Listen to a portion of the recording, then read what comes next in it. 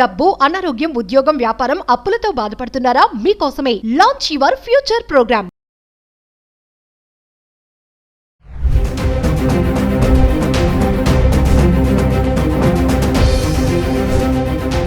నమస్తే, welcome back to Suman TV. Present మనతో పాటు ఉన్నారు అనలిస్ట్ మందరి కృష్ణారెడ్డి గారు. నమస్తే సార్. నమస్తే అమ్మా. సార్, ఇప్పుడు విదేశాలపై ఆధారపడే తత్వమే భారతీయులకు ప్రధాన శత్రువు అని చెప్పేసి మోదీ మొన్న శనివారం అనడం మనం విన్నాము. అసలు దాని అర్థం ఏమంటారు సార్? అసలు ఒకసారి వివరంగా చెప్దాం. నిజంగా చెప్పాలంటే ఇవాళ విదేశాల మీద మనం ఆధారపడినటువంటి పరిస్థితులు అనేక రకాలుగా ఉన్నాయి.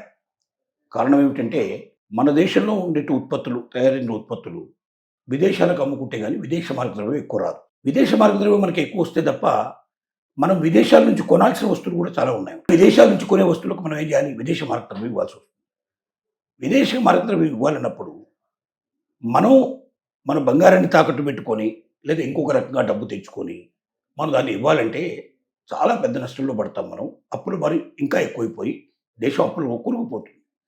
దాని నుంచి తప్పించుకోవాలంటే విదేశాలకు మనం ఎక్కువగా ఎగుమతులు చేసినట్టయితే మంచి ఆదాయాలు వస్తాయి. దానివల్ల దేశీయంగా ఉత్పత్తులన్నీ కూడా చాలా బాగుపడే అవకాశం ఉంటుంది. ఉత్పత్తిదారులందరూ కూడా సంతోషంగా ఉంటారు. రెండోది, అక్కడి నుంచి వచ్చేటువంటి డబ్బుతో మనం విదేశాల నుంచి మనం మళ్ళీ దిగుమతి చేసుకునే వాళ్ళకి ఆ డబ్బును మనం చెల్లించేందుకు మనకు అవకాశం ఏర్పడుతుంది. ఇది ఇప్పటిదాకా నడుస్తున్నటువంటి వ్యవహారం. ఇప్పుడు ట్రంప్ ఒకేసారి నిర్ణయాలు తీసుకోవడం వల్ల చాలామంది ఉత్పత్తిదారులు నష్టపోయే పరిస్థితి ఏర్పడింది. దానికి ఏం చేయాలి? ట్రంప్తో కాళ్ళబేరానికి రావాలి. ట్రంప్ ఏం పెట్టాడు? ఒక షరతు, రష్యా నుంచి మీరు కొంటున్నటువంటి ఆయిల్ ఉత్పత్తులు, క్రూడ్ ఉత్పత్తులు ఏవైతే ఉన్నాయో వాటిని మీరు ఆపేసి అమెరికా నుంచి కొనండి. మీరు అది ఆపండి ముందర.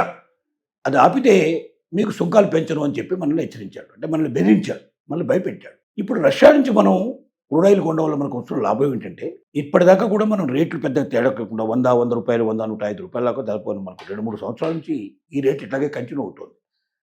అంతకుముందు అయితే ప్రతి వారం మారుతుండేది, మనకు ప్రతి నెల మారుతుండేది. దాదాపుగా 50-60 రూపాయల నుంచి మొదలు పెడితే మనం 120 రూపాయల దాకా వెళ్ళాం. మళ్ళీ వెనక్కి తిరిగి వచ్చాం.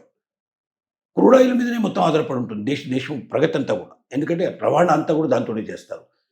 ఆయిల్స్ లేకపోతే ఏ వెహికల్ నడవదు. వెహికల్ నడవకపోతే మనిషి ఒక ప్రదేశం నుంచి ఇంకో ప్రదేశానికి చేరుకోలేడు. అలాగే ఉత్పత్తులు ఒక ప్రదేశం నుంచి ఇంకో ప్రదేశానికి వెళ్ళవు. ముడిసరుకు ఒక దగ్గర నుంచి ఇంకో దగ్గర రాదు. అంటే మొత్తం వ్యవస్థ అంతా, దేశ వ్యవస్థ అంతా కూడా ఆయిల్స్ మీద ఆధారపడ్డాయి. ఈ ఆయిల్స్ని మనం రష్యా నుంచి కొనడానికి వీల్లేదనే కండిషన్ ఎప్పుడైతే పెట్టి అమెరికా మన భుజాల మీద పెట్టేసేసి ఈ రకంగా ఒక నాటకం ఆడడానికి ప్రయత్నం చేసింది. రష్యా మీద ఉన్న కోపాన్ని తీర్చుకోవడానికి భారతదేశాన్ని వాడుకుంది. సో భారతీయులు ఎదగడం కూడా అమెరికాకి ఇష్టం లేదు. భారతదేశం ఇప్పుడు 4వ ప్లేస్లో ఉంది, ప్రపంచంలో 4వ ప్లేస్. త్వరలోనే అది 3వ ప్లేస్కి 2047 నాటికి నెంబర్ 1 ప్లేస్కి వచ్చేటువంటి పరిస్థితులు కనబడుతున్నాయి. అంటే అమెరికాను కూడా డామినేట్ చేసేటువంటి మొదటి స్థితికి వస్తుంది. ఇది ఇతర దేశాలకు ఇష్టం లేదు, అమెరికాకు అస్సలు ఇష్టం లేదు. కాబట్టి ప్రతి దేశం కూడా ఇలాగే బెదిరించే అవకాశాలు ఉన్నాయి. దానికి ఏమిటి మనం భిన్నంగా చేయాల్సింది? మోడీ గారు తీసుకున్న నిర్ణయం ఏమిటంటే మనం ఆత్మనిర్భర్ దేశం కింద మనం మన దేశాన్ని మార్చుకోవాలి. మనం స్వయంగా మన ఉత్పత్తుల్ని మనం పెంచుకోవాలి. మన దగ్గరే కొనుగోలు అయ్యే పరిస్థితి తీసుకోవాలి. అంటే మన దగ్గరే ఉత్పత్తులు జరగాలి, మన దగ్గరే కూడా కొనుగోలు జరగాలి. అంటే కొనుగోలు పెరగాలి. మన దగ్గర మన వాళ్ళు కొనుక్కునే పరిస్థితి కూడా పెంచాలి. ఏంటంటే మనుషుల దగ్గర బాగా ఎక్కువైన ఆదాయం వచ్చేట్టు తీసుకురావాలి. రెండోది, పన్నులు తగ్గాలి. ఇంతకుముందు 4 రకాల పన్నులు మనకు ఉండేవి. జిఎస్టీ లోపల 4 రకాల పన్నులు వేసేవాళ్ళు. ఇప్పుడు వాటిని ఏం చేశాడు? 2 రకాల కింద మార్చేశాడు. అంటే 5%, 18% కింద మార్చారు. గతంలో 28% దాకా కూడా ఉన్నాయి. 28% అన్నీ కూడా ఇవాళ కొన్నిటికి 18%కి వచ్చాయి, కొన్ని 5%కి వచ్చాయి. 28% 5%కి వచ్చిందంటే 25% డిఫరెన్స్, 23% డిఫరెన్స్ వచ్చినట్టు లెక్క. అంటే 100 రూపాయలకి 23 రూపాయలు డిఫరెన్స్ వచ్చిందంటే డెఫినెట్గా మ్యాక్సిమంగా ప్రాఫిట్స్ వచ్చినట్టు లెక్క అవుతుంది. కాబట్టి కొనుక్కునే వాళ్ళు ఈజీగా కొనుక్కునే అవకాశం ఉంది. కొనుగోలు శక్తి పెరుగుతుంది. ఎప్పుడైతే తక్కువ ధరలో వస్తాయో ఎక్కువ వస్తువులు కొంటారు. ఎక్కువ వస్తువులు కొన్నప్పుడు ఏమైందంటే ఎక్కువగా మ్యానుఫ్యాక్చర్కి ఎక్కువ లాభాలు వస్తాయి. కాబట్టి ప్రోడక్ట్స్ పెంచుకోవడానికి, తర్వాత ఇక్కడ పరిశ్రమలు కూడా బాగా అభివృద్ధి అయ్యి కొత్త పరిశ్రమలు వచ్చి ఎక్కువ ఎంప్లాయ్మెంట్ జనరేట్ అయిపోయి కొనుగోలు శక్తి పెరిగి ఇట్లా అన్ని రకాలుగా కూడా ఒకదానికి కూడా తోడవుతాయి. ఇలాంటి పరిస్థితి ఏర్పడినప్పుడు మనం ఇతర దేశాల మీద ఆధారపడాల్సిన అవసరం లేకుండా మన దేశంలోనే మనమే ఎక్కువగా ఉత్పత్తి చేసుకోవడానికి అవకాశం ఏర్పడుతుంది. మన ప్రోడక్ట్స్ మనమే కొనే పరిస్థితి ఏర్పడుతుంది. అప్పుడు వేరే దేశాలు మనల్ని చూసి భయపడే పరిస్థితి ఏర్పడుతుంది. మన ఆర్థిక వ్యవస్థ బలంగా ఉంటుంది. ఇతర దేశాల మీద ఆధారపడ్డ మన ఆర్థిక వ్యవస్థని ఎప్పుడైనా చిన్నభిన్నం చేయడానికి కుట్ర జరగవచ్చు. ఇతర దేశాలు రకరకాల కారణాల చేత మనల్ని దెబ్బతీయొచ్చు. మనం అప్పుడు బాగా డీలా పడిపోయే పరిస్థితి ఏర్పడుతుంది. మనం వాళ్ళ కాళ్ళబేరానికి వెళ్ళాల్సిన పరిస్థితి ఏర్పడుతుంది. వాళ్ళు ఏం చెప్తే అది మనం పాటించాల్సిన పరిస్థితి ఏర్పడుతుంది. అప్పుడు మన దేశం పూర్తిగా బలహీన పడిపోతుంది. అలా అని బలహీన పడేటువంటి పరిస్థితిలోంచి బలవంతమైన దేశంగా ఈ దేశాన్ని నిర్మించాలంటే తప్పనిసరిగా మనం సొంత ఉత్పత్తులు మనం పెంచుకోవాలి.